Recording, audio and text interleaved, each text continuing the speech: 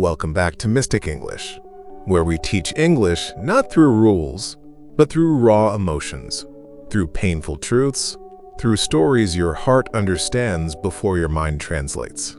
And if you want to learn English through stories that feel like life, subscribe to Mystic English. Some people don't marry for love, they marry for silence, for safety, for the chance to sleep at night without fear. And that's what this story is about. Not love, but survival disguised as a wedding ring. This is the story of Kate, a girl who escaped the fire only to live inside ice, a girl who ran from fists and fell into a man's cold control. This is not a fairy tale. This is the truth of many girls around us. Polite, quiet, surviving in a marriage built on silence, not love. And maybe in this story, you'll hear your own whisper too. Kate lies there in the quiet dark, the weight of the silence heavier than any sound. Her eyes are open, fixed on the ceiling, but seeing only the shadows of her past, the ghosts of a life she thought she had left behind. The large room is beautiful, painted in soft, calming colors, but it feels cold. The heavy curtains block out the moon, making the darkness complete. She can feel the expensive silk sheets against her skin, a soft, smooth touch that offers no comfort.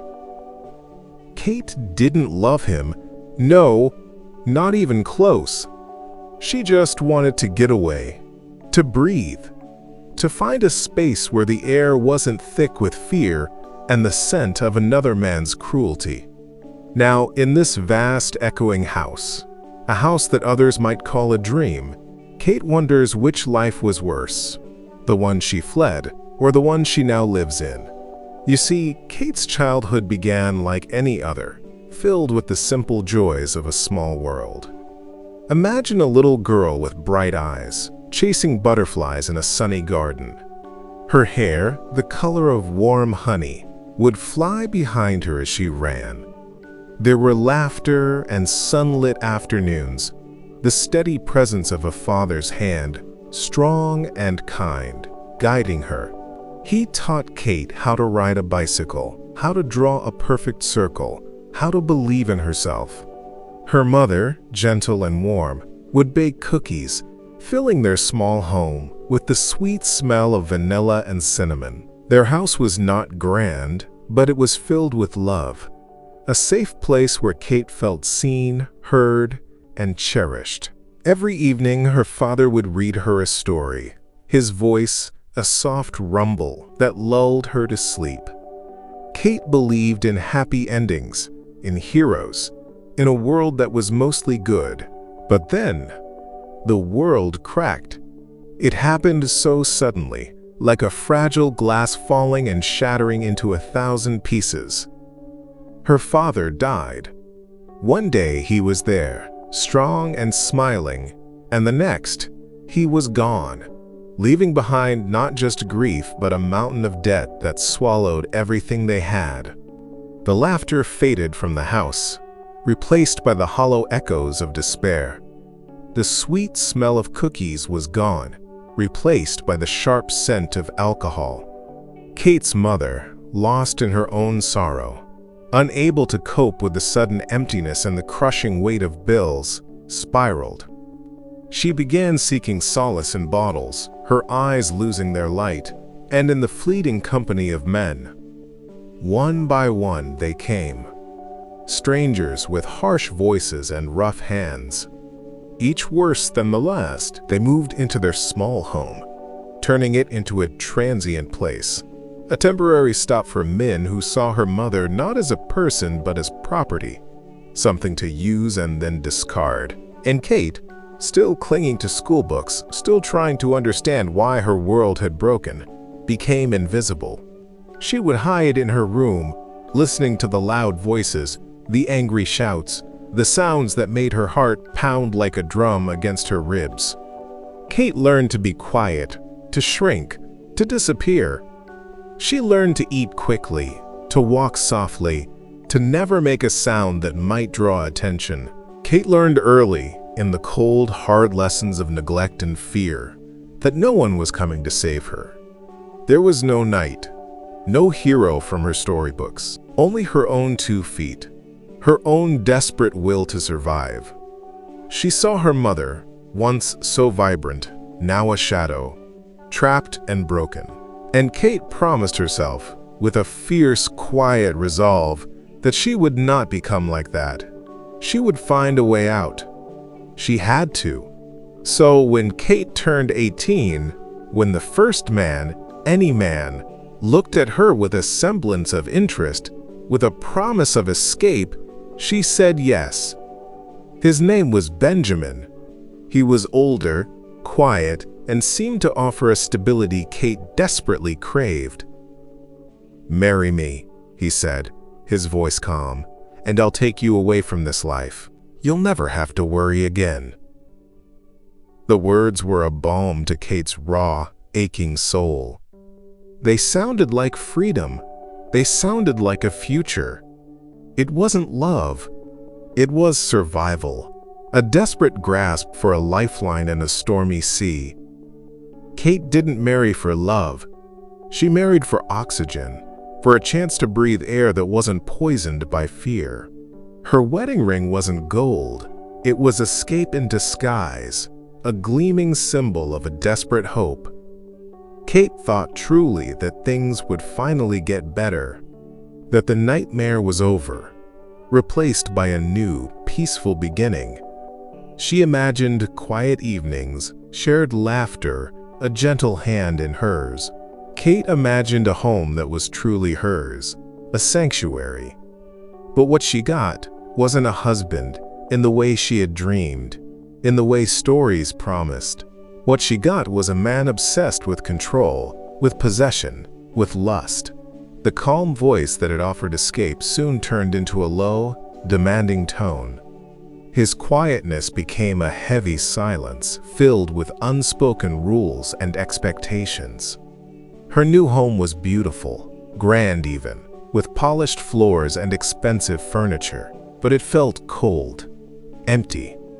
Kate was a fixture, like a piece of art, to be admired, to be used, but never truly seen.